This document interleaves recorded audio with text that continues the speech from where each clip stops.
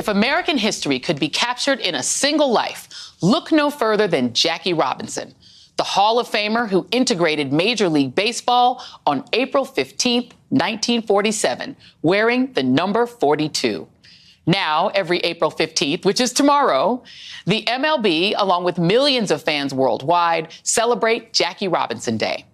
We spoke to Jackie Robinson's son, David Robinson, and the president of the Jackie Robinson Foundation about the American icon and why his legacy beyond baseball resonates today. It is a moment frozen in the annals of history.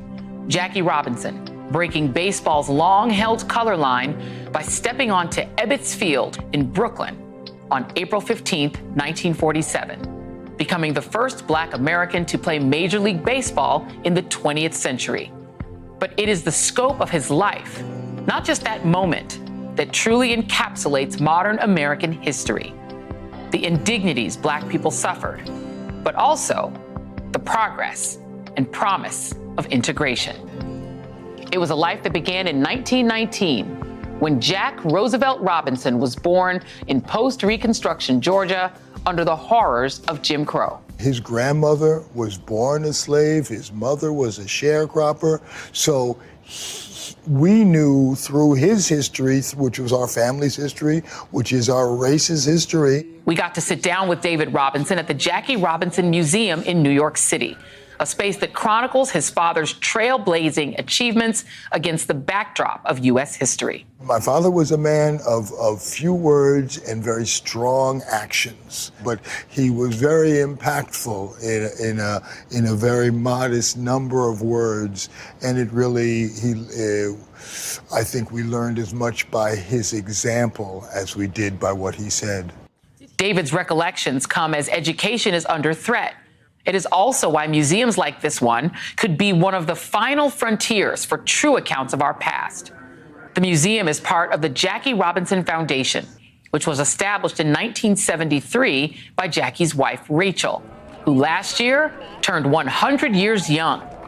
The museum's president and CEO, Della Britton, wanted the exhibits to showcase the full breadth of Robinson's legacy. This is Rachel Robinson, who is not only his wife, a lifelong partner and love of his life, and that was mutual. We heard the stories all the time about their being, having to, when they went down south for the first time and were taken off the airplane and then had to go to the first spring training on the back of a bus. Jack and Rachel Robinson come from a history of African-American struggle and protest and standing up for civil rights. It was a fantastic pair. The Jackie Robinson Museum opened in 2022.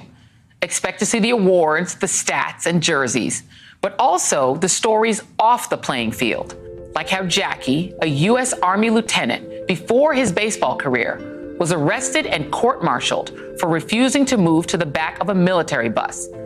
This was 11 years before the world would know Rosa Parks, which is why Martin Luther King Jr. would later call Robinson a sit-inner before the sit-ins, a freedom rider before the freedom rides. Yet the racial taunts, the slurs, were endless. This anonymous hate letter years into Robinson's career, threatening to lynch him if he played. Upon retiring from the game, Robinson entered the public affairs and corporate worlds. When fire hoses and police dogs were unleashed on young Black people protesting racial segregation, Jackie Robinson felt the call to do something about it. I don't like these big teeth that I see on these dogs. I don't like to see the fierce expressions of the policemen in Birmingham, Alabama. And I don't like to read about pregnant women being poked in the stomach by policemen in their nightsticks. And I don't like to see young Negro kids of 7, 8, 9 years old being thrown across the street by the force of a fire hose.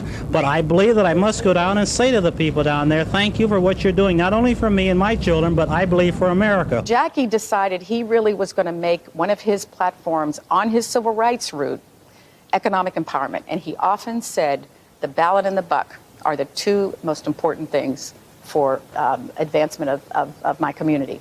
Jackie Robinson made his last public appearance during the 1972 World Series. His one last message for baseball: to integrate the managerial ranks. He died of a heart attack 10 days later, at the age of 53. 50 years since his death, the battles against anti-blackness remain central to America's story.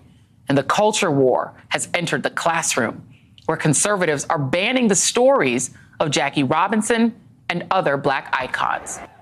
But baseball's great experiment endures. Sometimes we fear, as human beings, facing a difficult truth. But that's the only way that we're going to be able to develop a plan for moving forward as one nation, is if we honestly deal with African American history. Those are all, as you say, truths that we have to deal with. Those truths are Black history, which is American history, to be studied, celebrated, and preserved. And that is perhaps the key message of the great museum he and Rachel built. Thanks so much to Della Britton and all of the team at the Jackie Robinson Museum, David Robinson, Rachel Robinson, and big ups to Kai Ma, the amazing producer of that segment, and the awesome crew who shot that package. Thank you all.